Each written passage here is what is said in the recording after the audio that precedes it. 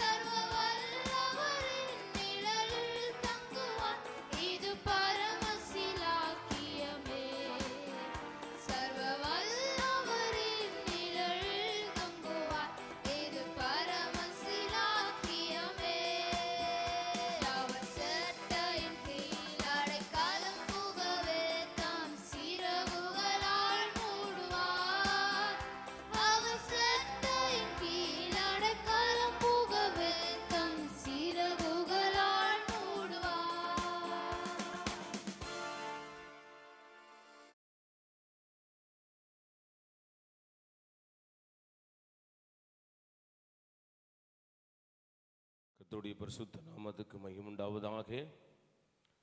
இந்த வேத பாட வகுப்பிலே கூகுள் மீட்லேயே வந்திருக்கிற யாவரையும் ஆண்டவரும் இரட்சகருமாய் இருக்கிற இயேசு கிறிஸ்து நாமத்தினாலே உங்கள் யாவரையும் அன்போடு வாழ்த்துகிறேன். கர்த்தர் உங்களை அளவில்லாமல் ஆசீர்வதிப்பாராக. அல்லேலூயா. கர்த்தர் உங்களை ஆசீர்வதிப்பாராக. Praise the Lord. எப்படி இருக்கிறீங்க? சுகமா இருக்கிறீங்களா? கர்த்தர் உங்களை ஆசீர்வதிப்பாராக. நமக்கு நாளைய தினத்திலே நாம் இந்திய தேசத்திலே நமக்கு கடவுள் கொடுத்த பெரிய ஸ்லாக்கியம், நாளைக்கு ஓட்டு போடுற வேலை இருக்கு. வாக்களிக்கிறது முக்கியம். ஒருவரும் உங்கள் ஓட்டை வீணாக்கி விடாதீர்கள். கட்டாயம் நீங்கள் போய் வாக்குச்சாவடியிலே வெயிலுக்கு முன்பாகவே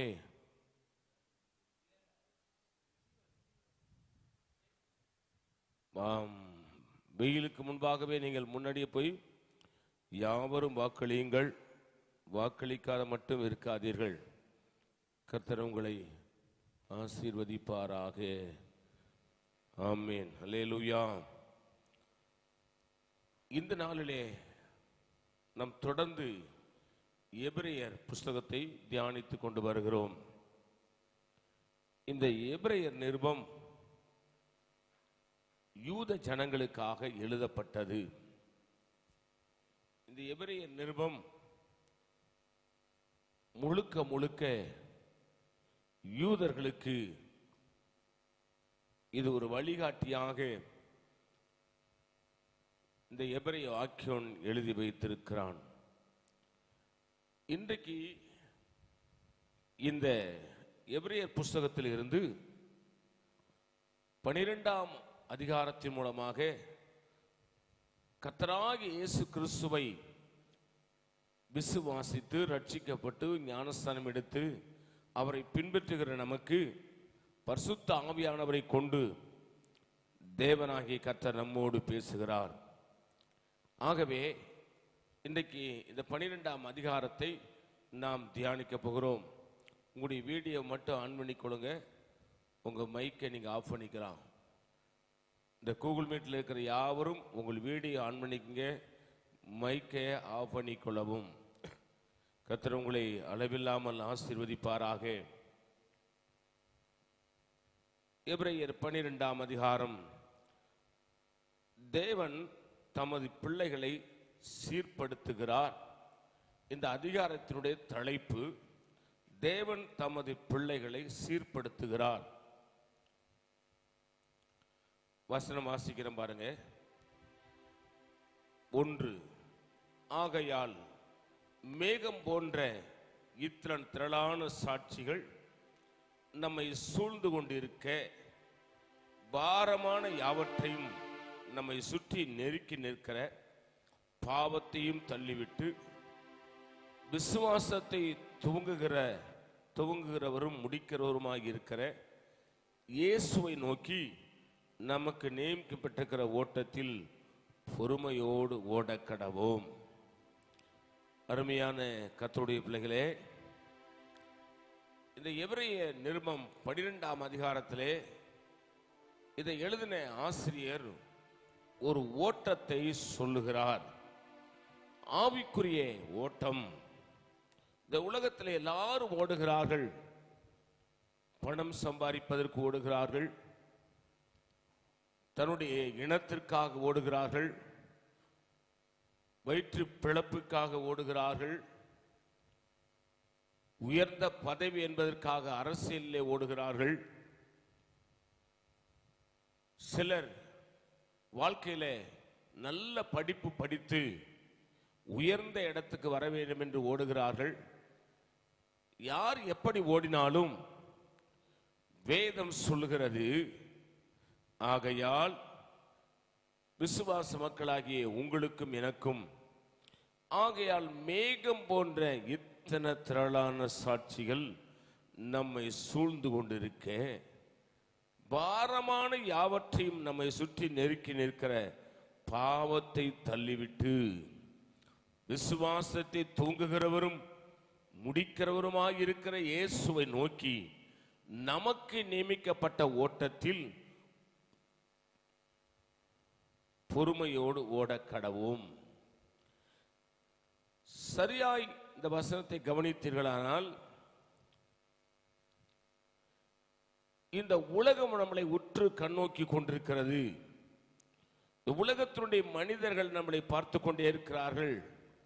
ரட்சிக்கப்பட்ட பிறகு, ஆண்டவராகிய இயேசுவை ஏற்றுக்கொண்ட பிறகு, இந்த உலகம் எப்படி இயேசு இந்த பூமியிலே வாழ்ந்தாரோ அப்படி வாழ வேண்டும் என்று இந்த உலகம் நம்மை எதிர்நோக்கி கொண்டிருக்கிறது. ஏனென்றால் இயேசுநாதருடைய 33.5 ஆண்டுகள் ஓட்டத்தில் அவர் ஒரு தீங்கும் செய்யவில்லை. அவர் யாரையும் கெடுக்கவில்லை. அவர் நன்மை செய்கிறவராகவே சுற்றி திரிந்தார் என்று வேதாகமும் சொல்லுகிறது. இயேசு கிறிஸ்துவிடத்திலே அன்பு இருந்தது, பரிசுத்தம் இருந்தது, நீதி இருந்தது, நேர்மை இருந்தது. அவ்விடத்திலே தத்துவங்கள் இருந்தது. அவர் மிகப்பெரிய ஒரு ஆசிரியராய் அவர் செயல்பட்டார்.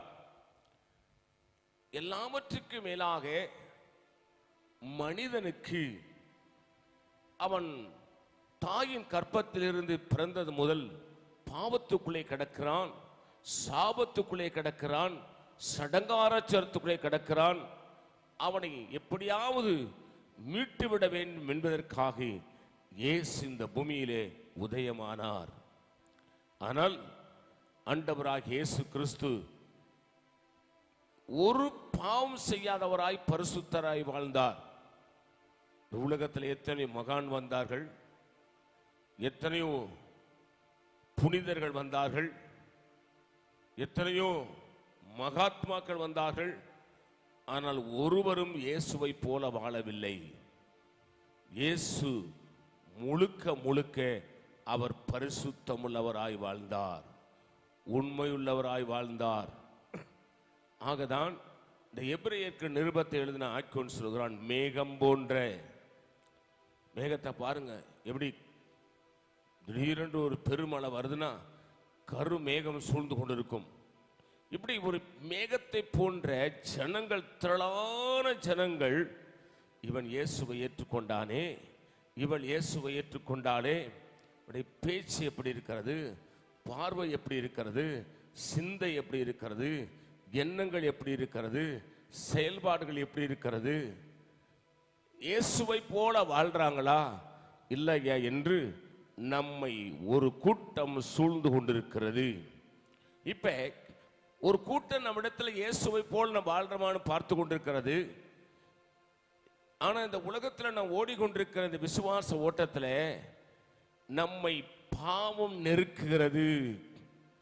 கோபப்பட வேண்டிய இடத்துல கோபப்படுகிறோம், என்ன செய்யக்கூடாதோ அதை செய்து விடுகிறோம், எதை பேசக்கூடாதோ அதை பேசி விடுகிறோம். ஆகவே நாம் எவ்வளவு உண்மையா இருக்க நினைக்கிறோமோ உண்மையா இருக்க முடியவில்லை. இந்த உலகத்தோடு நாம் போராடி கொண்டிருக்கிறோம். அதுதான் இந்த நிருபம் சொல்கிறது.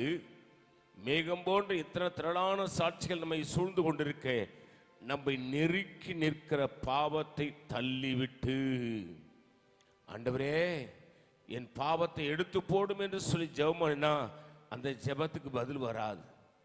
பாவத்தை விட்டு நீங்கள் தான் நானும் தான் வெளியே வரணும். ஒரு தீர்மானம் எடுக்கணும். இனி நான் பாவம் செய்ய மாட்டேன், இனி உலகத்துக்காக வாழ மாட்டேன், இனி நான் பொய் சொல்ல மாட்டேன், சண்டை போட மாட்டேன், திருட மாட்டேன் என்று சொல்லி தகாத காரியங்களில் தலையிட்டு கொள்ள மாட்டேன் என்று சொல்லி நாம் முடிவெடுத்து அதை தள்ளிவிட வேண்டும். அந்த பாவத்தை தள்ளிவிட வேண்டும், அந்த அசுத்தத்தை தள்ளிவிட வேண்டும். அந்த பொல்லாத வாழ்க்கையை தள்ளிவிட வேண்டும். தள்ளிவிட்டு யாரை பார்க்கணுமா? ஊழியக்காரரை பார்க்க கூடாது, இன்னொரு விசுவாசியை பார்க்க கூடாது. விசுவாசத்தை துவங்கினாரே, நியாயப்பிரமாணத்துக்கு சாபத்துக்கு நம்மை நீங்களாக்கினாரே. நியாயப்பிரமாணம் இல்லாவிட்டால் சாபம் இன்னதென்று பாவம் இன்னதென்று உங்களுக்கு எனக்கு தெரியாது. நமக்கு இயேசுவை முதலாவது இந்த உலகத்திலே அறிமுகப்படுத்தினது யார் என்று சொன்னால் நியாயப்பிரமாணம் தான்.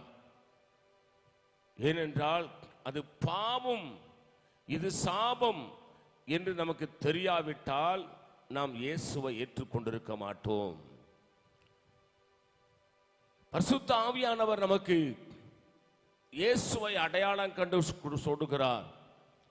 ஆகவே இப்ப இத்தனை திரளான சாட்சிகளை சூழ்ந்து கொண்டிருக்க நெருக்கி இருக்கிற பாவத்தை தள்ளிவிட்டு விசுவாசத்தை ஒரு நாள் தூங்கினாரே, இயேசுவே என் ஆண்டவர், இயேசுவே என் ரட்சகர், இயேசுவே என் பாவங்களை மன்னியும், என் அக்கிரமங்களை மன்னியும், என் அநியாயங்களை மன்னியும், என் குற்றங்களை மன்னியும் என்று சொல்லி நம்ம இயேசு கிறிஸ்துவை ஏற்றுக்கொண்டோம்ல, அன்னைக்கு நமக்கு ஒரு விசுவாசம் கொடுக்கப்பட்டது. அந்த விசுவாச துவங்கிறவரும் முடிக்கிறவருமாகி கிறிஸ்து இயேசுவை நோக்கி நமக்கு நியமிக்கப்பட்ட ஓட்டத்தில் பொறுமையோடு ஓட கடவோம். அல்லேலூயா. அந்த ஓட்டத்தில் தான் ஓடணும். நான் அவர் மாதிரி ஓடுவேன், நான் இவர் மாதிரி ஓடுவேன், நான் அவர் மாதிரி ஊழியம் செய்வேன், இவர் மாதிரி ஊழியம் செய்வேன், அவரு மாதிரி ஜோம் பண்ணுவேன், இவரு மாதிரி ஜோம் பண்ணுவேன், அவரை பாரு இவரை பாரு, எவரையும் பார்க்காதீங்க. உங்களையும் என்னையும் விசுவாசத்தை துவங்கினவரும் முடிக்கிறவருமாய் இருக்கிற இயேசு கிறிஸ்துவை நோக்கி உங்களுக்கும் எனக்கும் நியமிக்கப்பட்ட ஓட்டத்தில் நாம் பொறுமையோடு ஓட கடவோம். 2வது வசனம் சொல்லுது, அவர் தமக்கு முன் வைத்திருந்த சந்தோஷத்தின் பொருட்டு அவமானத்தை எண்ணாமல் சிலுவையை சகித்து தேவனுடைய சிங்காசனத்தின் வலது பார்சத்தில் வீற்றிருக்கிறார். அல்லேலூயா. அவருக்கு முன்பாக என்ன இருந்ததாம்? ஒரு சந்தோஷம் இருந்தது. இயேசு கிறிஸ்து பிதாவின் மடியிலே செல்ல பிள்ளையாய் விளையாடி கொண்டிருந்தார். இந்த முழு உலகமும் இயேசுவுக்காகவும் அவருக்காகவும் அவருக்கென்றும் சிருஷ்டிக்கப்பட்டது. ஆகவே இந்த பூவுலகத்துக்கு சொந்தக்காரர் இந்த உலகத்தில் இருக்கிற ஒருவரும் இல்லை, இயேசுதான் அதற்கு சொந்தக்காரர். அப்படி இயேசு இருந்த பொழுது அவருக்கு ஒரு பெரிய சந்தோஷம் இருந்தது. உலகமெல்லாம் அவருக்கு சொந்தம்.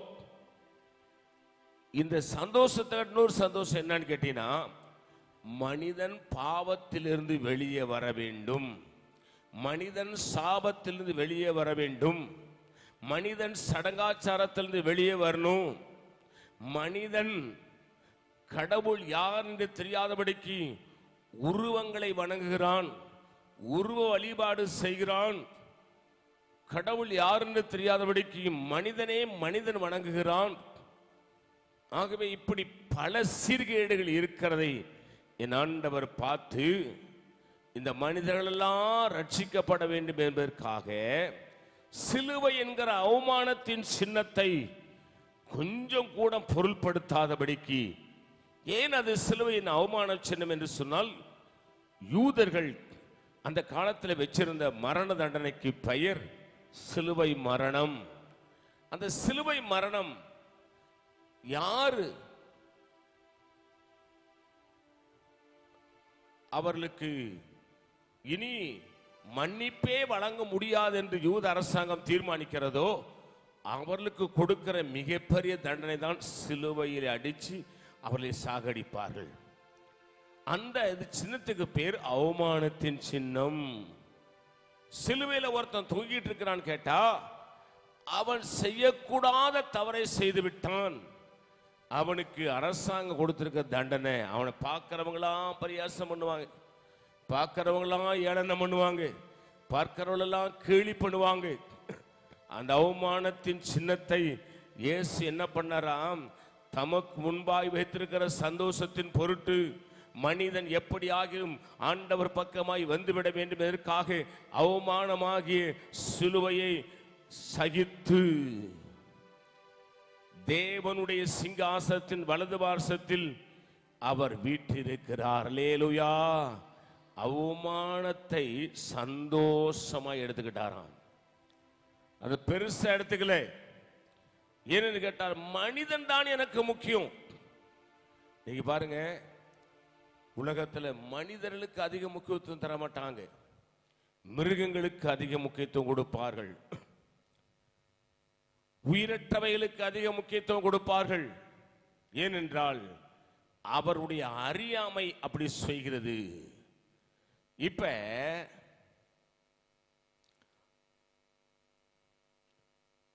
அவர் சிங்காசனத்தின் வலது பார்சத்தில் வீற்றிருக்கிறார். ஆகையால் நீங்கள் இளைப்புள்ளவர்களாய் உங்கள் ஆத்துமாக்களில் சோர்ந்து போகாதபடிக்கு தமக்கு விரோதமாய் பாவிகளால் செய்யப்பட்ட இவ்விதமான விபரீதங்களை சகித்த அவரையே நினைத்துக் கொள்ளுங்கள். பாடுகள் வரும்போது, உபத்திரவங்கள் வரும்போது, வேதனைகள் வரும்போது, கஷ்டங்கள் வரும்போது, நெருக்கங்கள் வரும்போது, உபத்திரவங்கள் வரும்போது, அவமானங்கள் வரும்போது, நிந்தைகள் வரும்போது, நீங்களும் நானும் மற்ற ஆட்களை நொந்துக்க வேண்டிய அவசியமே இல்லை. இவைகள் எல்லாவற்றையும் என் பெருமானாகிய இயேசு எனக்காக சிலுவையிலே சகித்தாரே. ஆகவே நான் சோர்ந்து போகாதபடிக்கு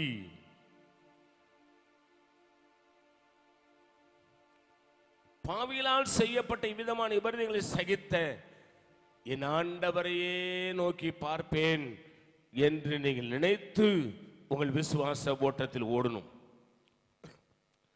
மனுஷனுடைய கம்பேர் பண்ணக்கூடாது. அவன் நல்லா இருக்கான், இவன் நல்லா இருக்கிறான், அவன் அப்படி இருக்கிறான், இவன் இப்படி இருக்கிறான், நான் கஷ்டப்படுறேன். இல்லை, நமக்கு என்ன ஓட்டம் இருக்கோ அந்த ஓட்டத்தில் இயேசுவை மட்டும் பார்த்து ஓடணும். மனுஷனை பார்த்தா மேலே போய் சேர மாட்டோம், ஊழியக்காரர்களை பார்த்தால் மேலே போய் சேர மாட்டோம், இந்த உலகத்தினுடைய ஆஸ்தியை பார்த்தா மேலே போய் சேர மாட்டோம். ஆனால் நமக்கு முன்பாய் உண்மையாய் உத்தமமாய் நீதியாய் நேர்மையாய் ஓடின இயேசுவை மட்டும் நோக்கி பார்க்க வேண்டும். 4வது வசனம், பாவத்திற்கு விரோதமாய் போராடுகிறது ரத்தம் சிந்தப்படத்தக்கதாக இன்னும் நீங்கள் எதிர்த்து நிற்கவில்லையே. பாவத்திற்கு விரோதமாக ரத்தம் சிந்தும்படிக்கு, ரத்தம் சிந்தப்படத்தக்கதாக நீங்கள் இன்னும் எதிர்த்து நிற்கவில்லையே.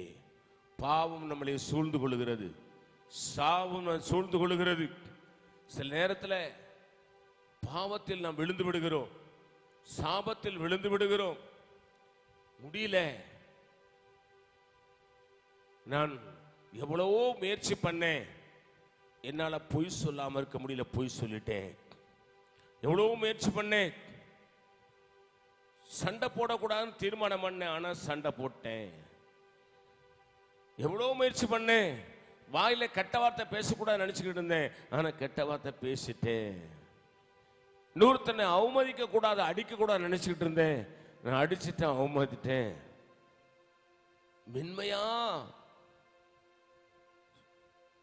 மென்மையான குரல்ல பேச நினைக்கிறேன், ஆனா சத்தமா பேசுறேன். அதை தான் சொல்லுகிறது, அதை எதிர்த்து நிற்கத்தக்கதாக இன்னும் நீங்கள் போராடவில்லையே, எதிர்த்து நிற்கவில்லையே. அதெல்லாம் சத்துரு கொண்டு வருகிற ஆயுதம். அப்ப முழங்கால் நின்று ஜெபிக்கணும், முழங்கால் நின்று போராடணும். ஆண்டவரே, நான் இன்னவனுக்கு கெட்ட வார்த்தை பேச மாட்டேன், என் வீட்டில் சத்தத்தை உயர்த்த மாட்டேன், சண்டை போட மாட்டேன், வம்பு இழுக்க மாட்டேன். ஆண்டவரே, மற்றவர்களை நிந்திக்க மாட்டேன், அவமானப்படுத்த மாட்டேன், உன்னுடைய வேலையை உண்மையாய் உத்தமமாய் செய்வேன், உமக்கு பிரியமா நடப்பேன் என்று சொல்லி தேவ சமூகத்தை தீர்மானம் பண்ணி முழங்காலில் நின்று ஜெபித்து வேத வசனத்தை ஆழ்ந்து சிந்தித்து தியானிக்கும் போது ஆவியானவர் விடுதலை தருவார். அல்லேலூயா. 5வது, அன்றி என் மகனே, கர்த்தருடைய சிட்சையை அற்பமாய் எண்ணாதே, அவரால் கடிந்து கொள்ளப்படும் போது சோர்ந்து போகாதே. கவனிங்க, இந்த எபிரிய ஆக்கியோன் சிட்சைகளை குறித்து பேசுகிறார். நாம் நம்முடைய பிள்ளைகள் தவறு செய்யும் பொழுது அந்த பிள்ளைகளை திரும்ப அந்த தவறு செய்யாதபடிக்கு கோபப்படுகிறோம், பிள்ளைகளை அடிக்கிறோம், கண்டிக்கிறோம், அவர்களுக்கு தண்டனை கொடுக்கிறோம், திரும்ப நம் பக்கத்தில் சேர்த்துக் கொள்கிறோம். வேதம் சொல்லுகிறது 6வது வசனம் பாருங்க. கர்த்தர் எவனிடத்தில் அன்பு கூறுகிறாரோ அவனை அவர் சிட்சித்து தாம் சேர்த்துக் கொள்ளுகிற எந்த மகனையும் தண்டிக்கிறார் என்று பிள்ளைகளுக்கு சொல்லுகிறது போல உங்களுக்கு சொல்லி இருக்கிற புத்திமதியை மறந்தீர்கள். நன்றாய் கவனிக்க வேண்டும். உங்களிடத்திலும் என்னிடத்திலும் தேவன் அன்பாக இருக்கிறார் என்பதற்கு ஒரே ஒரு அடையாளம் என்னன்னு கேட்டீங்கன்னா, அவர் நம்மளை சிட்சிக்கிறார். நம் செய்த தவறுக்கு தண்டனை கிடைத்து விடுகிறது. நாம் இந்த பூமியிலே நீதிமானுக்கு பூமியிலே சரி கட்டப்படுமாம். நாம் செய்த தவறுக்கு பூமியில நமக்கு தண்டனை கிடைத்து விட்டால் நாம் நரகத்துக்கு போக மாட்டோம். ஆண்டவர் நம்மளை தப்புவிக்கிறார் என்ற அர்த்தம். அதனால்தான் கர்த்தர் எவனிடத்தில் அன்பு கூறுகிறாரோ தாம் சேர்த்துக் கொள்கிற எந்த மகனையும் சிட்சி தண்டிக்கிறார் என்று யாரெல்லாம் ஆண்டவர் நேசிக்கிறாரோ அவர்களை அவர் சிட்சிக்கிறார். பிள்ளைகளுக்கு சொல்லுகிற புத்தி சொல்லுகிறது போல உங்களுக்கு சொல்லி இருக்கிற புத்திமதியை மறந்தீர்களே. அநேகர் இந்த சிட்சையை மறந்து விடுகிறார்கள். ஏன் எனக்கு இப்படி நடக்கணும், ஏன் எனக்கு இப்படி நடக்கணும், நான் என்ன தப்பு செஞ்சேன், நான் என்ன தவறு செஞ்சேன், அப்படின்னா ஒரு பெரிய பாவத்தை செஞ்சேன் என்று அநேகர் வாக்குவாதம் பண்ணுவார்கள். நான் வேதம் சொல்லுகிற நம்மை நாமே நிதானித்து அறிந்தால் நாம் நியாயந்திருக்கப்படும். அப்ப நம்மளை சோதித்து பார்க்கணும். தப்பு செய்யாத தவறு செய்யாத ஒரு மனுஷனும் கிடையாது. தவறை உணர்ந்து தன் வாழ்க்கையில் திருந்தி வாழ்கிறவன் அவன் தேவ மனுஷன். திரும்ப திரும்ப தவறு செய்கிறவன் மனுஷன். ஆனால் தவறை திருத்தி தவறு செய்யாமல் திரும்ப வாழ்கிறவன் தேவ மனுஷன் என்பதை நீங்கள் விளங்கிக் கொள்ள வேண்டும். நீங்கள் சிட்சையை சகிக்கிறவர்களாக இருந்தால் தேவன் உங்களை புத்திரராக எண்ணி நடத்துகிறார். தகப்பன் சிட்சியாத புத்திரன் உண்டோ? என்ன சொல்றாரு? நீங்களும் நானும் நாம் செய்த தவறுக்கு தண்டனை வரும்போது, ஆண்டவரே நான் உமக்கு விரோதமாக, பரத்துக்கு விரோதமாக, பரிசுத்தாவிக்கு விரோதமாக, எனக்கு விரோதமாக, என் மனைவி பிள்ளைகளுக்கு விரோதமாக, என் கணவனுக்கு விரோதமாக நான் தவறு செய்திருக்கிறேன், என்னை மன்னித்து என்னை பரிசுத்தப்படுத்தும் என்று சொன்னால் ஆண்டவர் உங்களை சிட்சித்து நடத்துகிறார் என்ற அர்த்தம். தகப்பன் சிட்சியாத புத்திரன் உண்டோ? பிள்ளை தப்பு பண்ணும்போது எந்த தகப்பன் தண்டிக்காம இருக்கிறான்? அவன் தண்டிக்காமல் இருந்தால் அவன் பிள்ளையை ஒழுங்காய் வளர்க்கவில்லை. சின்ன வயசுல இருந்து இப்படி வளர்க்கணும் அப்படி வளர்க்கணும்னு சொல்லி அடிச்சு திருத்தி இதை செய்யக்கூடாதுன்னு சொன்னா கூட இன்னைக்கு பிள்ளைகள் தாறுமாறாய் வளருகிறார்கள். கொஞ்சம் தெரிஞ்சிட்டா உலகமே தெரிஞ்சது போல பேசுவாங்க. சில பிள்ளைகள் பெற்றோரை பரியாசம் பண்ண, கொஞ்சம் படிச்சுட்டா போதும், கொஞ்சம் தாய் தகப்பனுக்கு கொஞ்சம் அந்த ஆங்கிலம் தெரியலன்னா சில பிள்ளைகள் பெற்றோரை பரியாசம் பண்ற மாதிரி சிரிப்பாங்க, தப்பா பேசிட்ட உடனே சிரிப்பாங்க. இதுக்கெல்லாம் காரணம் என்னன்னு கேட்டா அது ஒரு பொல்லாத ஆவி. அதை நீங்கள் சரியாய் விளங்கிக் கொள்ள வேண்டும். எல்லாருக்கும் கிடைக்கும் சிட்சை உங்களுக்கு கிடையாதிருந்தால் நீங்கள் புத்திரராயிராமல் வேசி பிள்ளைகளா இருப்பீர்களே. எல்லாருக்கும் கிடைக்கும் சிக்ஷை. இப்ப ரட்சிக்கப்பட்ட கர்த்தருடைய பிள்ளைகள் அத்தனை பேருக்கும் தவறு செய்தால் தண்டனை கண்டிப்பா இந்த பூமியிலே கிடைக்கணும். அப்படி கிடைக்கலனா நம்ம வேசி பிள்ளைகளாய் போய்விடுவோமாம். அப்ப தண்டனை கிடைச்சிட்டா நாம் கர்த்தருடைய பிள்ளைகள். 9, அன்றியும் நம்முடைய சரீரத்தின் தகப்பன்மார்கள் நம்மளை சிட்சிக்கும் போது அவர்களுக்கு அஞ்சி நடந்திருக்க நாம் பிழைக்கத்தக்கதாக ஆவிகளின் பிதாவுக்கு வெகு அதிகமாய் நடக்க வேண்டும் அல்லவா. நம்முடைய சரீரத்தின் தகப்பன்மார்கள் அவங்களுக்கு தெரிஞ்ச சில, அவங்க பார்வைக்கு இதுதான் சரி, இது கரெக்டு, இது உண்மை, இது நீதி, இது நேர்மை, இது சரி என்று நம்முடைய சரீரத்தின் தகப்பன்மார்கள் நம்மளை சிட்சித்து நடத்துவார்கள். ஆனால் வேதம் சொல்கிறது நாம் பிழைக்கத்தக்கத என்ன செய்வான், அவர்களுக்கு நாம் அஞ்சி நடந்திருக்க. தாய் தகப்பனுக்கு அஞ்சி நடந்திருக்கு. அஞ்சி நடந்திருக்க எத்தனை பிள்ளைகள் நடக்கிறாங்க எல்லாம் நீங்க நிறைய அநேகர் பாக்குறீங்க. உங்க பிள்ளைகள் உங்களுக்கு அஞ்சி நடக்குதா? பதில் சொல்லாம இருக்குதா? அப்பா சொல்றாரு, அம்மா சொல்றாரு, பொறுமையா இருந்து சரிங்கப்பா சரிங்கம்மா அப்படின்னு இருக்குதா? ஓட்டா பாட மாடி லொட லொட லொடன்னு பேசிட்டு இருக்குதா? கத்து வந்துற மாதிரி கத்திக்கிட்டு இருக்கிறாங்களா? வசனம் சொல்லுது அவர்களுக்கு அஞ்சி நடந்திருக்க நாம் பிழைக்கத்தக்கதாக ஆவிகளின் பிதாவுக்கு நசியமா அதிகமாய் அடங்கி நடக்க வேண்டும் அல்லவா. ஆவிகளின் பிதாவுக்கு இந்த உலகத்துல எப்படி வேணாலும் வாழ்ந்துடலாம். ஆனால் கண்ணை மூடின பிறகு நம்முடைய சொந்த உலகம் இருக்குது. அங்க போகணும்னா இந்த உலகத்திலேயே நம்மளை ரட்சித்த, நம்முடைய பாவங்களை மன்னித்த, பரிசுத்தாவின் அபிஷேகத்தை தந்த, நம்மளை வாழ வைத்திருக்கிற, சீக்கிரம் வந்து நம்மளை கூட்டிக் கொண்டு போகிற என்பெருமானாகி இயேசுவுக்கு அதிகமாய் அஞ்சி நடக்க வேண்டும். அப்ப நம்ம பிழைச்சுக்கிட்டேன்னு அர்த்தம். ரட்சிக்கப்பட்டாச்சு, ஞானஸ்தானம் எடுத்தாச்சு, அபிஷேகம் பெற்றாச்சு, சபைக்கு போறோம், காணிக்க தசமா கொடுக்குறோம், போதும், எப்படி வேணாலும் வாழ்ந்துக்கலாம். இல்ல நீ அஞ்சாம நடக்கிறன்னு அர்த்தம். ரட்சிக்கப்பட்டாச்சு, ஞானஸ்தானம் எடுத்தாச்சு, அபிஷேகம் பெற்றாச்சு, நம்மளுக்கு அப்பாவுக்கு எதுக்கு பயப்படணும், நம்மளுக்கு அம்மாவுக்கு எதுக்கு பயப்படணும், அவங்க சொல்றதெல்லாம் நம்ம கேட்கணுமா?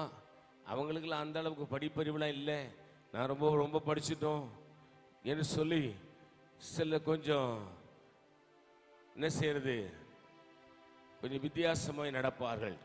இப்ப புரிஞ்சுக்கணும், அதுவும் உங்களுக்கு டேஞ்சர்.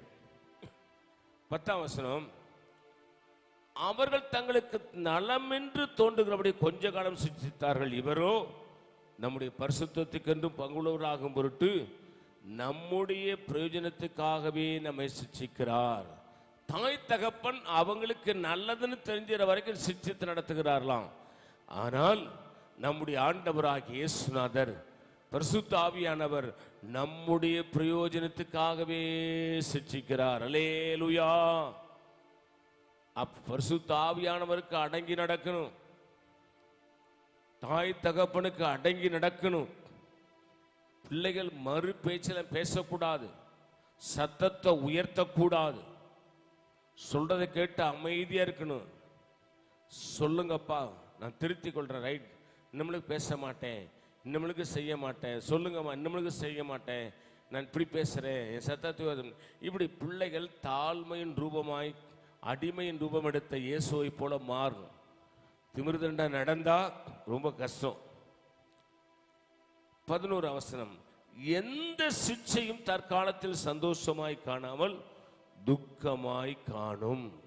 இப்ப நம்முடைய உலகத்தில் வருகிற பாடுகள், கஷ்டங்கள், நெருக்கங்கள், துன்பங்கள், போராட்டங்கள், சிக்ஷைகள், அவமானங்கள் இதெல்லாம் சந்தோஷமா இருக்காது. அது நம்முடைய மனதுக்கு மிகுந்த துக்கமாயிருக்கிறது. ஆகிலும் பிற்காலத்தில் அதில் பழகினவர்களுக்கு அது நீதியாக சமாதான பலனை தரும். சிக்ஷையை சகிக்கணும், பாடுகளை சகிக்கணும், உபத்திரவங்களை சகிக்கணும். தாய் தகப்பன் கண்டிக்கும் போது அமைதியா இருக்கணும், பேசக்கூடாது, அமைதியா இருக்கணும். இதெல்லாம் சகித்தா, அதுல பழகிட்டா அது நீதியாய சமாதான பலனை தரும். பேச்சுக்கெல்லாம் பதில் சொல்லி சொல்லி சொல்லி நம்ம பேசிக்கிட்டே இருந்தோம்னு கேட்டா அது சமாதான பலனை தராது, சங்கடமாகிய பலனை கொண்டு வந்து விடும். எந்த சிக்ஷை தற்காலத்தில் என்ன சந்தோஷமா இருக்காதான், ஆனா துக்கமாய் தான் காணும்.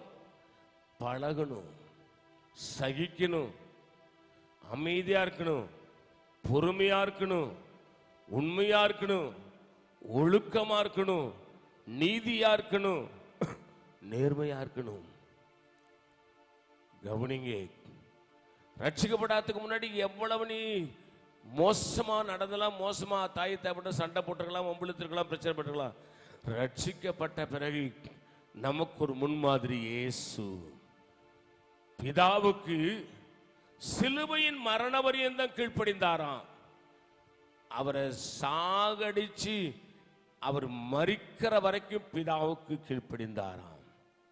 இங்க அப்படிப்பட்ட பிள்ளைகள் இருக்கிறார்களா? ரொம்ப கஷ்டம். 12ஆம் வசனம், ஆகையினால் நெகிழ்ந்த கைகளையும் தளர்ந்த முழங்கால்களையும் நீங்கள் திரும்ப நிமிர்த்தி முடமாயிருக்கிறதை பிசைக்கு போகாமல் சுஸ்தமாகும்படிக்கு உங்கள் பாதங்களுக்கு வழிகளை செவைப்படுத்துங்கள். என்னவா? நெகிழ்ந்த கைகள், தளர்ந்த முழங்கால்கள் திரும்பி நிமிர்த்தி முடமாயிருக்கிறதை பிசகி போகாமல் சுஸ்தமாகும்படிக்கு உங்கள் பாதங்களுக்கு வழிகளை செவைப்படுத்துங்கள். எந்த விதத்திலும் நீங்கள் பின்வாங்கி போய்விடக்கூடாது. எந்த விதத்திலும் கிறிஸ்துவின் அன்பை இழந்துவிடக்கூடாது. பாடுகளினாலே, நெருக்கங்களினாலே, கஷ்டங்களினாலே, துன்பங்களினாலே, அவமானங்களினாலே நாம் நிலைகுலைந்து போகாதபடிக்கு அதான் சொல்லப்பட்டிருக்கிறது. நெகிழ்ந்த கைகளையும் தளர்ந்த முழங்கால்களையும் நீங்கள் திரும்ப நிமிர்த்தி, தோண்டு போயிடக்கூடாது. சோதனை கண்டு, வேதனை கண்டு, பாடுகளை கண்டு, துன்பங்களை கண்டு, அவமானங்களை கண்டு நீங்கள் நெகிழ்ந்து விடாதபடிக்கு, நடக்க முடியாத முடவனை போல நீங்கள் முடங்கி விடாதபடிக்கு அதை திரும்ப நிமிர்த்தி, எதெல்லாம் முடமா இருக்கிறதோ, எதெல்லாம் சீர்படுத்த வேண்டியதோ அதெல்லாம் சீர்படுத்தி என்ன செய்யணுமா? பிசகி போகாமல், திரும்ப கெட்டு போகாமல் சுஸ்தமாகும்படிக்கு உங்கள் பாதங்களுக்கு வழியை செவைப்படுத்துங்கள். உங்க வாழ்க்கை நீங்க தான் சீர்படுத்தணும், நீங்க தான் தீர்மானம் எடுக்கணும்.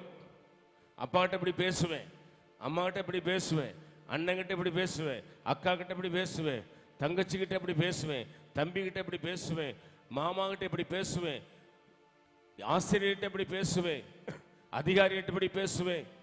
எல்லாரிடத்திலும் கிறிஸ்துவின் அன்பை வெளிப்படுத்துவேன், கிறிஸ்துவின் சுபாவத்தை வெளிப்படுத்துவேன் என்று சொல்லணும். சில பிள்ளைகள் இருக்கிறாங்க, ஊருக்கு எல்லாத்துக்கும் நல்ல பேரு, போற இடம்லாம் சூப்பர் சூப்பர் சூப்பர் அப்படிம்பாங்க. ஆனா வீட்டில் அது எப்படி இருக்குதான்? முடமாய் போய் கிடக்குதான். அது எப்படி இருக்குதான்? நெகிழ்ந்து போய் கிடக்குதான். அது நிமிர்த்த முடியாம இருக்குதான். இப்ப ஆண்டவர் சொல்ற, அதெல்லாம் சீர்படுத்து. நீ ஊர் உலகத்துக்கெல்லாம் நல்லவன் நல்லவன் நல்லவன் பேர் வாங்கிட்டு வந்து உன்னை பெற்றெடுத்த தாய்க்கும் தகப்பனுக்கும் சகோதரனுக்கும் சகோதரிக்கும் உன் உறவினர்களுக்கு நீ ஒழுங்கா இல்லைன்னு சொன்னா நீ முடமா இருக்கிற நொண்டி பயல அப்படின்னு சொல்லுவாங்க. முடமா இருக்குது, நிமிர முடியாது இருக்கிறது, பிசகி போய் இருக்கிறது. அதை முதலாவது சீர்படுத்து, ஸ்திரப்படுத்து, அதை ஒழுங்குபடுத்து. உங்கள் பாதங்களுக்கு வழியை செவைப்படுத்துங்கள்.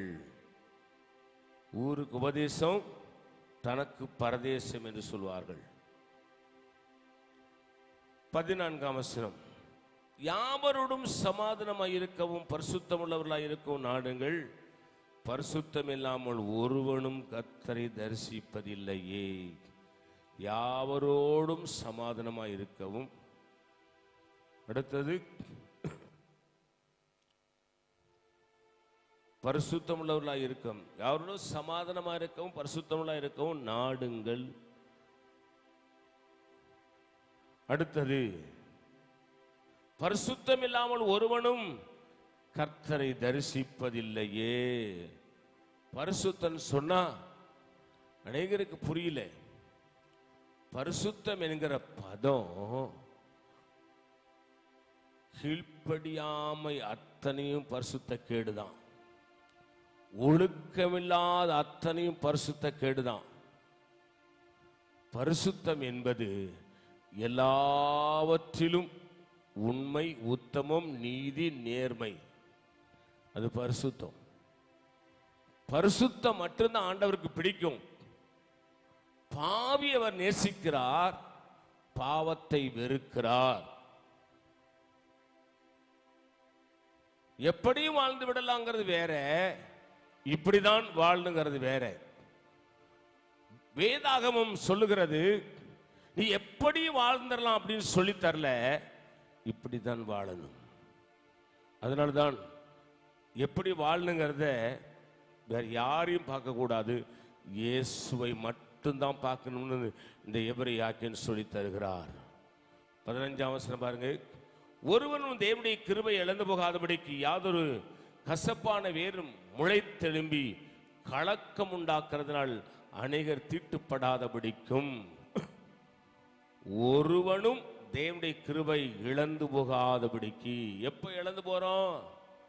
கசப்பான வேர், கசப்பான பேச்சு, கசப்பான வார்த்தை, கசப்பான பார்வை, கசப்பான சிந்தனை, ஒழுங்கில்லாத வாழ்க்கை, உத்தமமில்லாத வாழ்க்கை, இது எல்லாம் கசப்பான வேர்க்கு சமம்.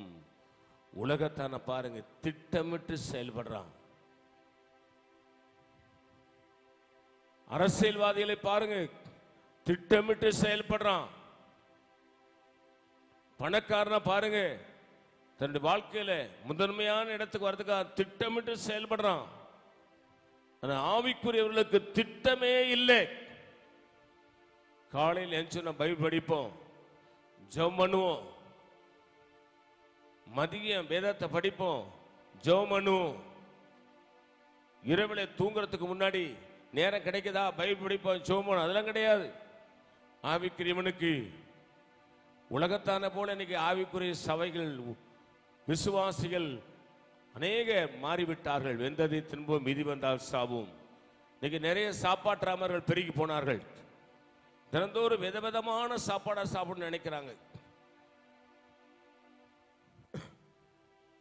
நீங்கள் தோசை சாப்பிட்டா நாளைக்கு தோசையா, அடுத்த நாள் என்ன வேணும்? பூரி வேணும், புரோட்டா வேணும், அடுக்கு என்ன வேணும்? சிக்கன் வேணும், அப்புறம் மட்டன் வேணும், ஃப்ரைட் ரைஸ் வேணும், கொத்து புரோட்டா வேணும்.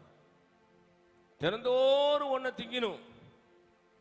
ஆனா தினந்தோறும் விதவிதமா பைபிளை படிக்கணும். உன்னை உள்ளான மனுஷனை சாகடிக்காதபடிக்கு தினமும் ஒவ்வொரு பகுதியிலும் ஒரு அதிகாரத்தை நான் படிக்கணும்னு நினைக்கிறாங்களா? இல்ல. காலையில் எழுந்து இன்னைக்கு என்ன? தோசை, இட்லியா, தேங்காய் சட்னியா, கார சட்னியா? ஐயோ, இந்த புளிக்குழம்பு நமக்கு பிடிக்காது.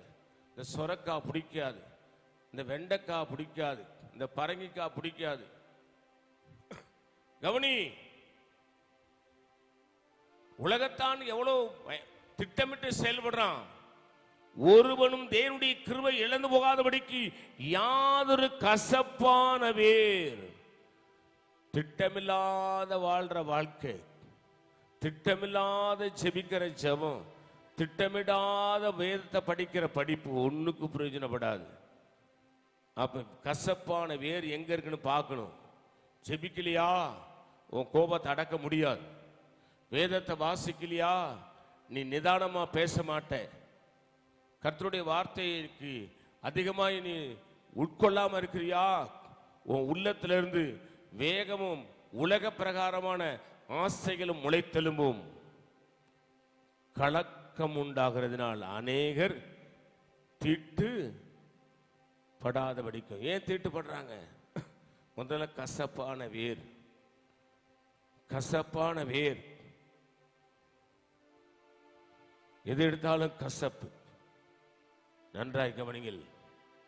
அடுத்து என்ன நடக்குதா? ஒருவனும் வேசி கள்ளனாகவும் ஒருவேளை போஜனத்துக்காக தன் சேஸ்திர புத்திர பாகத்தை விற்று போட்ட ஏசாவை போல சீர்கெட்டவனாக இராதபடிக்கு எச்சரிக்கையாருங்கள்.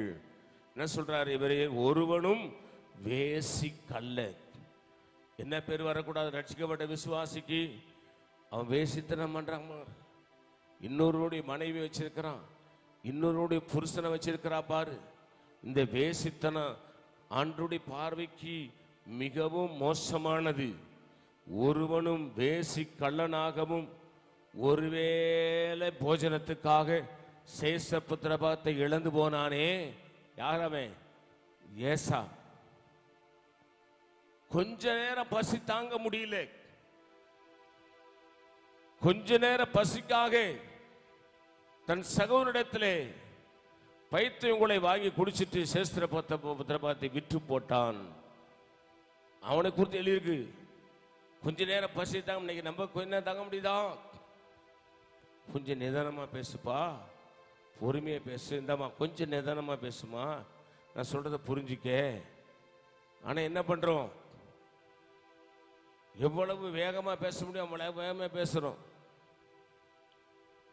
எவ்வளவு சத்தத்தை உயர்த்த முடியுமோ அவ்வளவு சத்தத்தை உயர்த்துறோம்.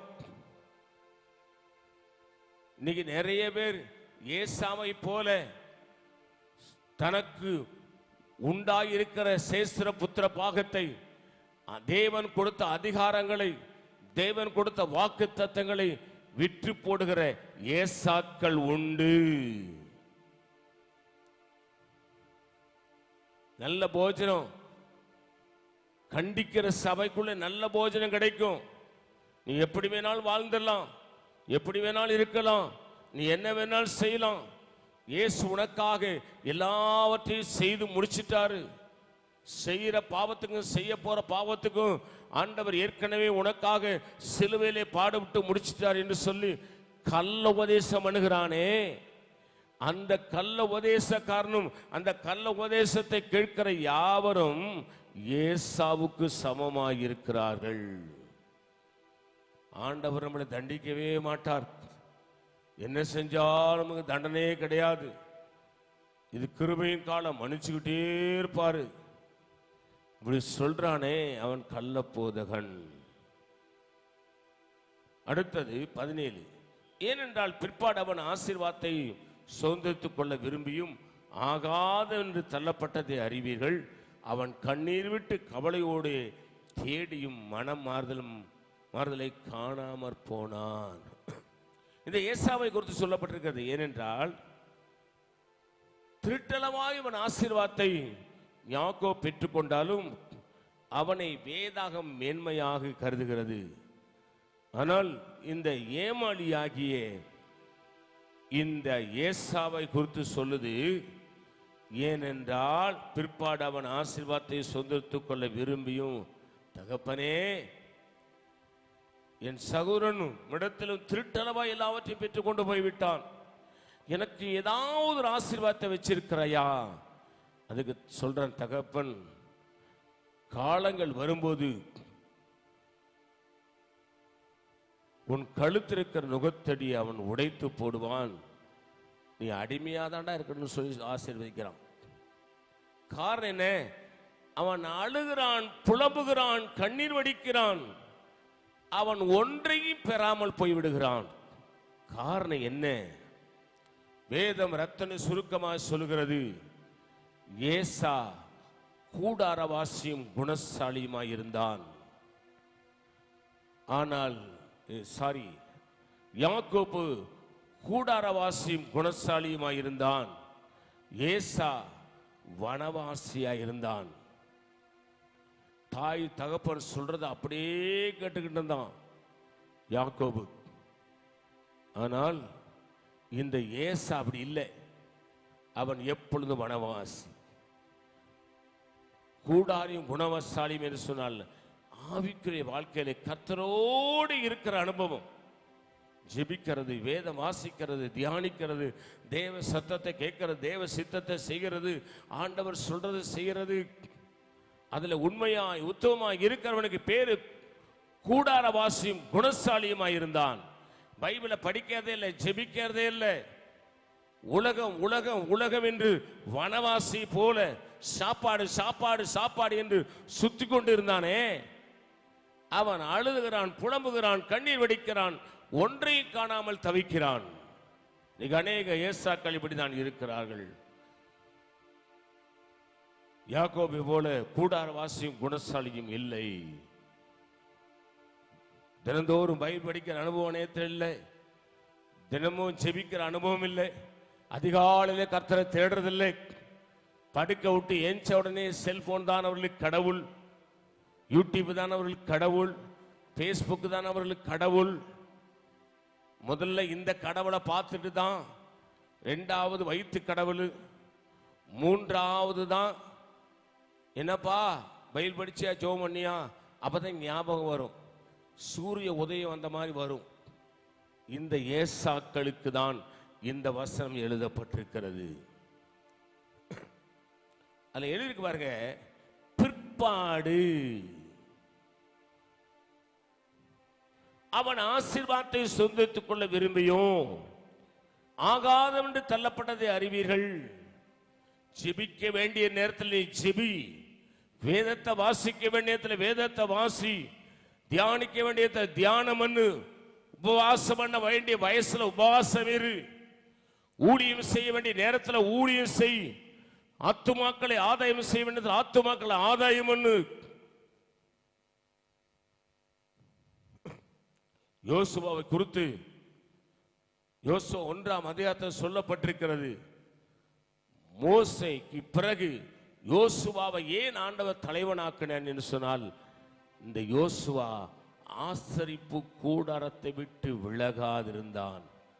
இதை ஆண்டவர் பார்த்தார். அவனுடைய ஜெப வாழ்க்கை, அவனுடைய உத்தம வாழ்க்கை, அவனுடைய உண்மையான வாழ்க்கை ஆண்டவர் பார்த்து மோசேக்கு பிறகு அவனை தலைவனாய் கொண்டு வருகிறார். ஜெபிக்காதவர்கள் தலைவர்களாய் மாற முடியாது. வேதத்தை வாசிக்காதவர்கள் தலைவர்களால் மாற முடியாது. ஓடு ஓடி ஊழியம் செய்ய வேண்டியவர்கள் ஊழியம் செய்யாவிட்டால் தலைவர்களால் மாற முடியாது. அதிகாலத்தில் தேவ சமூகத்தில் தேவனை தேடாமல் செல்போனை தேடுகிறவர்கள் அவர்கள் முதன்மையான ஸ்தானத்தை பெற முடியாது. அநேகருக்கு அது விளங்கவில்லை. இப்பிரபஞ்சத்தின் அந்தகார லோகாதிபதி அவருடைய மனக்கங்களை குருடாக்கி வைத்திருக்கிறான். படிப்புக்கு கொடுக்கிற முதன்மை ஸ்தாபனம் தேவனுக்கு இல்லை. படிப்புக்கு ராத்திரி 1 மணி வரைக்கும் படிப்பாங்க, ஆனா பைபிள் படிக்க மாட்டாங்க, ஜெபம் பண்ண மாட்டாங்க. இந்த சீர்கட்ட ஏசாவின் ஆவி இன்றைக்கு சபைக்குள்ளே வேலை செய்கிறது, குடும்பங்களுக்குள்ளே வேலை செய்கிறது. விளங்கிக் கொள்ளுங்கள். 18வது அன்றியும் தொடக்கூடியதும் அக்கினி பற்றி எறியதுமான மலைநிலத்திற்கு மந்தாரம் இருளும் பெருங்காற்றாகி இவைகளிடத்திற்கும் எக்கால முழக்கத்தினிடத்திற்கும் வார்த்தைகளுடைய சத்தத்தினிடத்திற்கும் நீங்கள் வந்து சேரவில்லை. அந்த சத்தத்தை கேட்கிறவர்கள் பின்னும் தங்களுக்கு வைத்த சொல்லப்படாதபடிக்கு வேண்டிக் கொண்டார்கள். ஏனெனில் ஒரு மிருகமாகிலும் மலையை தொடாமலும் அது கல்லெறியுண்டு அல்லது அன்பினால் ஈயுண்டு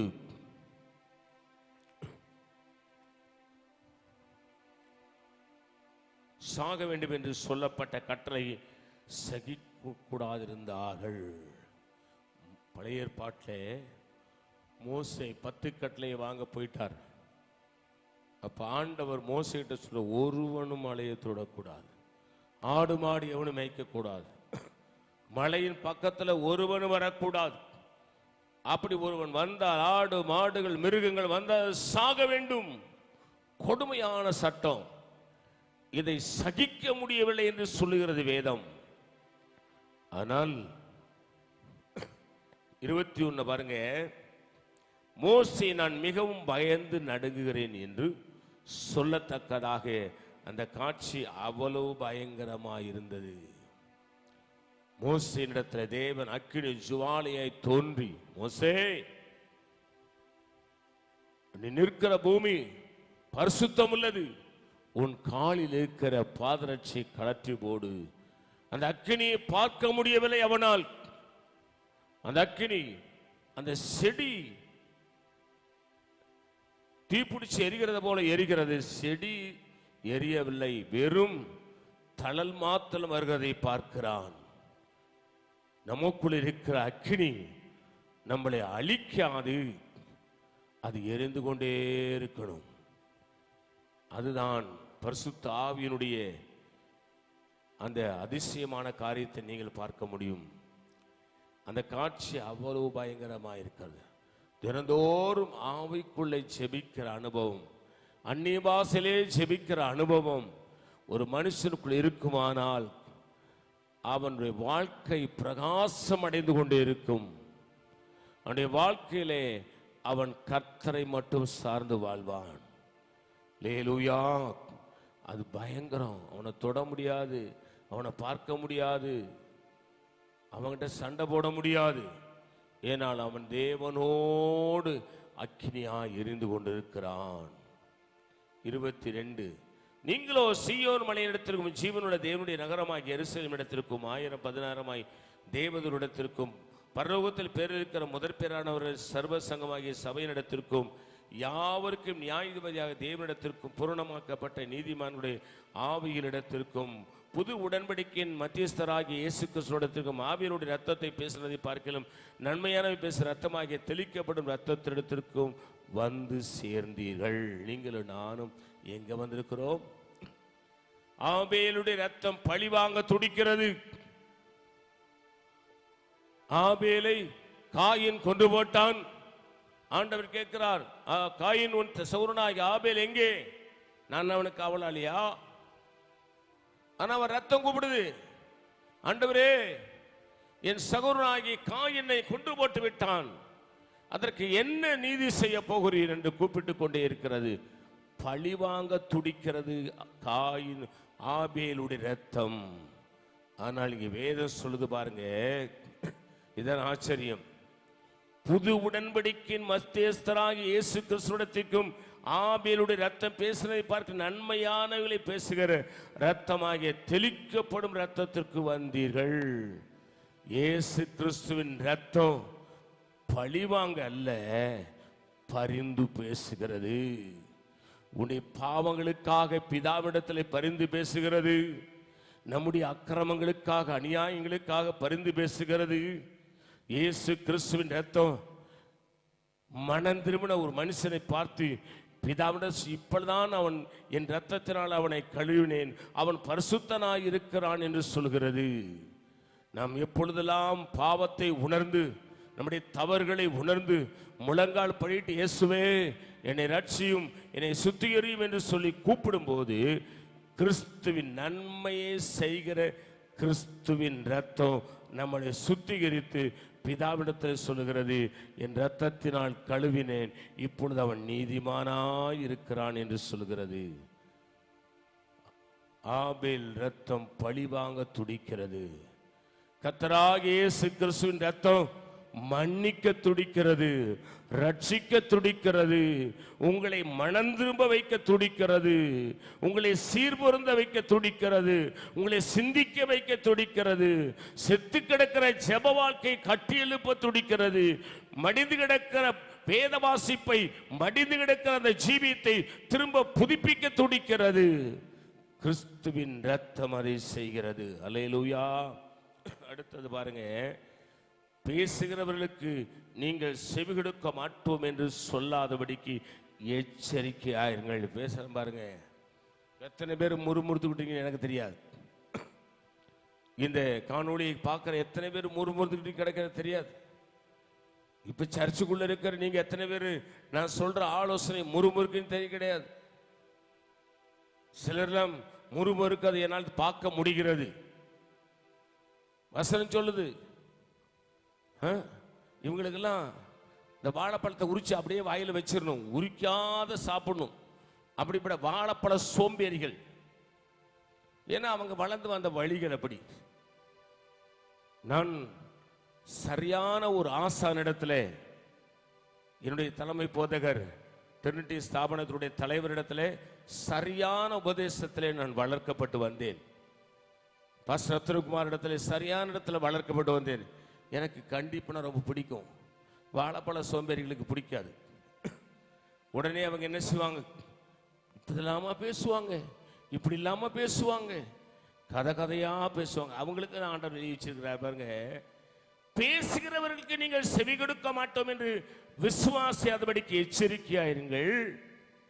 ஏனெனில் பூமியிலே பேசினவருக்கு நீங்கள் செவி கொடுக்க மாட்டோம் என்று விலகினவர்கள் தப்பி போகாதிருக்க பரலோகத்திலிருந்து பேசினவரை நாம் விட்டு விலகினால் எப்படி தப்பிப்போம்? ஆண்டவருடைய வார்த்தைக்கு செவி கொடுக்கல. ஆமா, இவர் இப்படித்தான், எப்ப பார்த்தாலும் இப்படித்தான் பேசுவாரு, என்னை பத்தியே பேசுவாரு, என்ன பிடிக்காது இவருக்கு, ஏன் இவர் என்னத்தான் பேசுவாரு, எப்ப பாரு இவர் பேச விட்டா இப்படிதான் பேசுவார்னு சொல்லிக்கிட்டே இருக்கிறியா? உனக்கு தான் ஆண்டவர் சொல்றாரு, பரலோகத்திலிருந்து பேசுகிறவை நாம் விட்டு விலகினால் எப்படி தப்ப முடியாதுமா சிஸ்டரு, தப்ப முடியாது பிரதரு, ஹலோ, தப்ப முடியாது சிஸ்டரு, தப்ப முடியாது பிரதரு.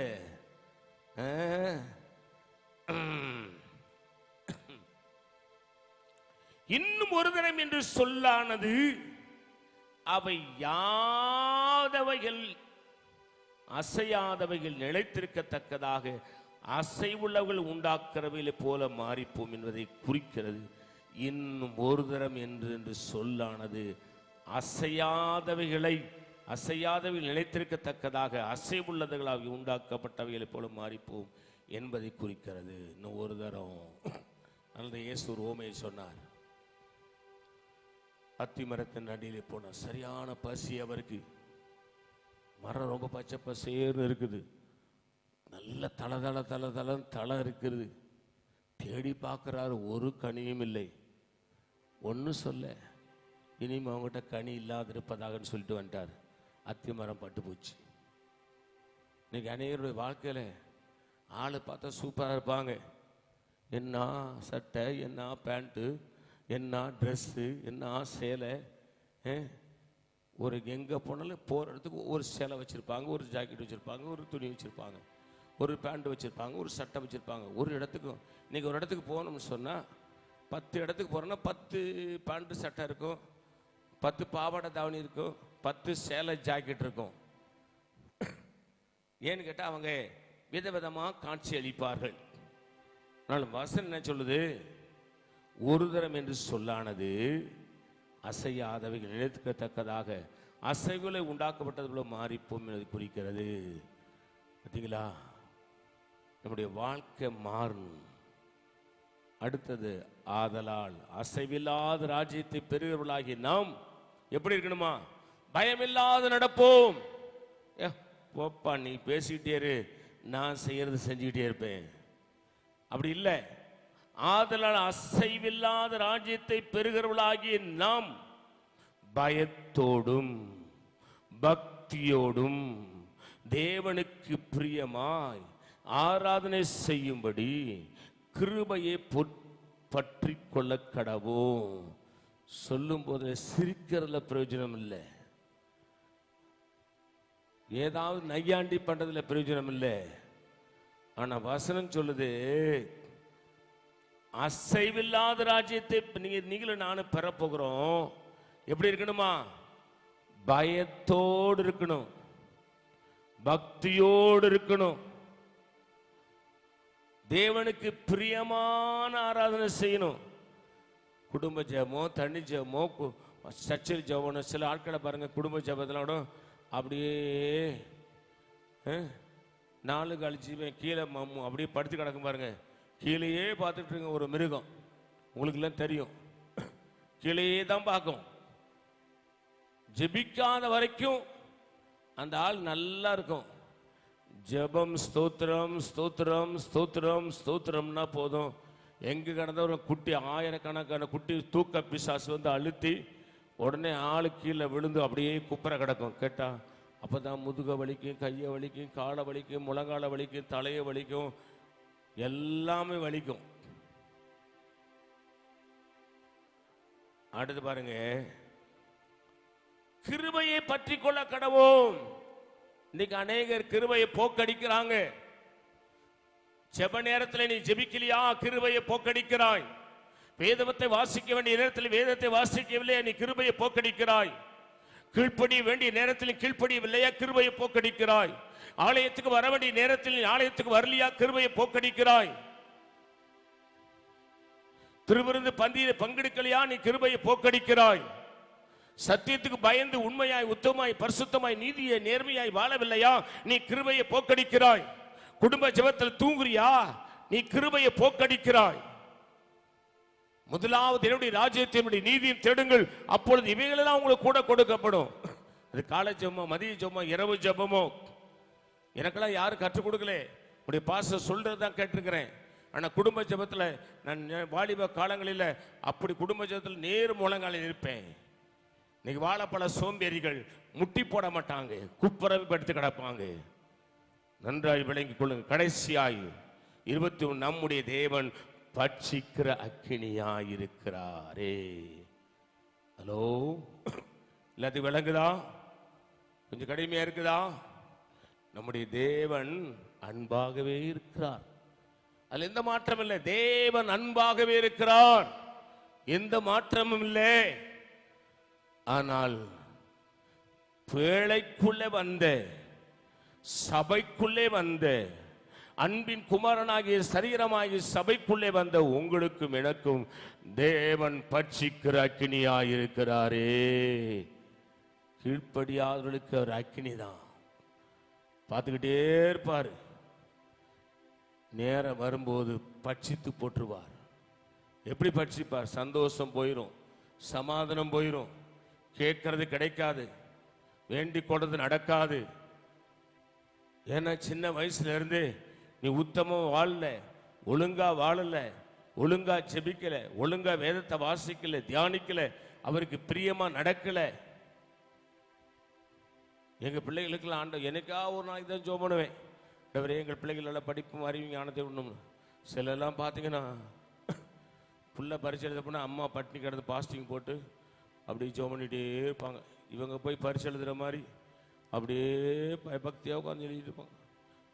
அப்படியே கண்ணீர் ஓடிச்சு பண்ணி, ஆண்டவரே என் பிள்ளை ஒரு அரியர் கூட வாங்காதபடிக்கு பாஸ் பண்ணுறதுக்கு கிருபை தாங்க ஆண்டவரே.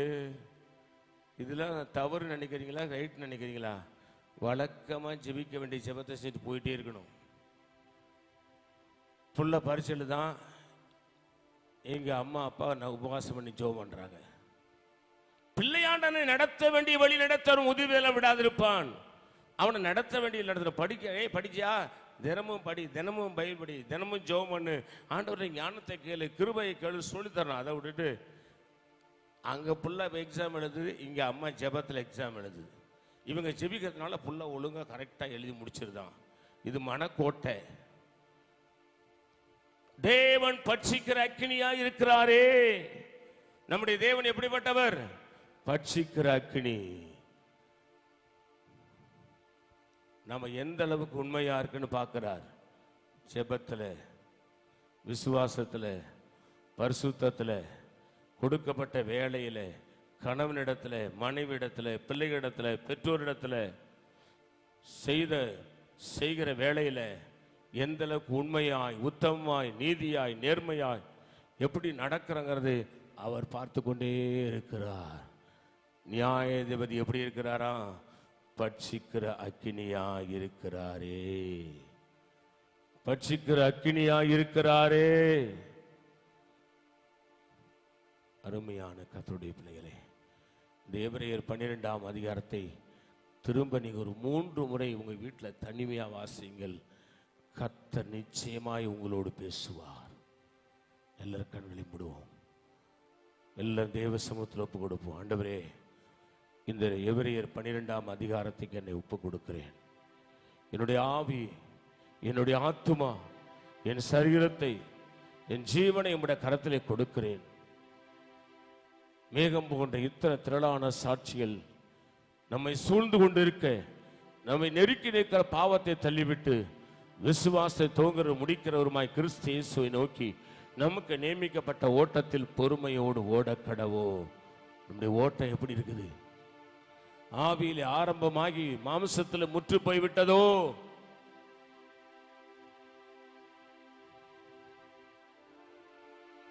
தேவன் பட்சிக்கிற அக்கினியா இருக்கிறாரே. அருமை கர்த்தருடைய பிள்ளைகளே, இன்றைக்கு கர்த்தர் நம்மோடு பேசினார். மனம் திரும்ப வேண்டிய இடத்துல மனம் திரும்புவோம், ஒப்பு கொடுக்க வேண்டிய இடத்துல ஒப்பு கொடுப்போம், தேவனை பிரியப்படுத்த வேண்டிய இடத்துல தேவனை பிரியப்படுத்துவோம். எப்படியாயிலும் அவர் சித்தத்தை செய்து அவர் சத்தியத்தை கைக்கொள்வோமானால் இந்த பூமியிலும் ஆசீர்வாதமாய் இருக்கலாம், மேலே அந்த ராஜ்யத்திலும் நாம் சமாதானமாய் ஆசீர்வாதமாய் இருக்கலாம். கண்களை முடிச்சோமனோ. பரிசுத்த பிதாவே, உம்முடைய குமாரனும் எங்கள் ஆண்டவருமாய் இருக்கிற இரட்சகர் இயேசு நாமத்தில் ஜெபிக்கிறோம். நீ என்னோடு எங்களோடு பேசின உடைய நல்ல வார்த்தைகளுக்காய் ஸ்தோத்திரம். உம்மை கிருபை பொருந்திய வார்த்தைகளுக்காய் ஸ்தோத்திரம். உம்முடைய ஆசீர்வாதமான வார்த்தைகளுக்காய் ஸ்தோத்திரம். உம்முடைய எச்சரிப்பின் வார்த்தைகளுக்காய் ஸ்தோத்திரம். உம்முடைய விடுதலையின் வார்த்தைகளுக்காய் ஸ்தோத்திரம். உம்முடைய சமாதானம் நிறைந்த வார்த்தைகளுக்காய் ஸ்தோத்திரம். ஆண்டவரே, எங்களை தரை மட்டும் தாழ்த்தி ஒப்பு கொடுக்கிறோம். இந்த வார்த்தையின்படி நாங்கள் ஜீவிக்க, ஜீவனம் பண்ண எங்களுக்கு உதவி செய்யும். சகல கனம் துதி மகிமை யாவையும் உமக்கே நாங்கள் செலுத்துகிறோம். எங்கள் மீட்பர் இயேசுவின் நாமத்தில் வேண்டிக் கொள்கிறோம் நல்ல பிதாவே. நம்முடைய கர்த்தராய் இருக்கிற இயேசு கிறிஸ்துவின் கிருபையும் பிதாவாகிய தேவனுடைய அன்பும் பரிசுத்த ஆவியானுடைய சிநேகமும் ஐக்கியமும் காவலும் பாதுகாப்பும் கூடி வந்திருக்கிற யாவரோடும் சகல பரிசுத்தவான்களோடும் கர்த்தருடைய வருகை பரிந்த மாறாமல் தங்கி இருப்பதாக. என் ஆத்துமாவே கர்த்தரை ஸ்தோத்திரி, என் முழு உள்ளமே அவருடைய பரிசுத்த நாமத்தை ஸ்தோத்திரி. என் ஆத்துமாவே கர்த்தரை ஸ்தோத்திரி, கர்த்தர் செய்த சகல உபகாரங்களையும் மறவாதே. ஆமென். அல்லேலூயா. திரும்ப நீங்கள் வசனத்தை தெளிவாய் இன்னைக்கு உங்கள் படுக்கைக்கு போவதற்கு முன்பாக ஒரு முறையாவது இந்த அதிகாரத்தை வாசித்து கடந்து போங்கள். பரலோகத்தின் தேவன் உங்களை அளவில்லாமல் ஆசீர்வதிப்பாராக. இந்த கூகுள் மீட்டில், யூடியூப்பில், காணொளியிலே கண்ணும் வார்த்தை வந்த ஒவ்வொருவரையும் பரலோகத்தின் தேவன் 1000 மடங்கு உங்களை ஆசீர்வதிப்பாராக. ஆமேன்.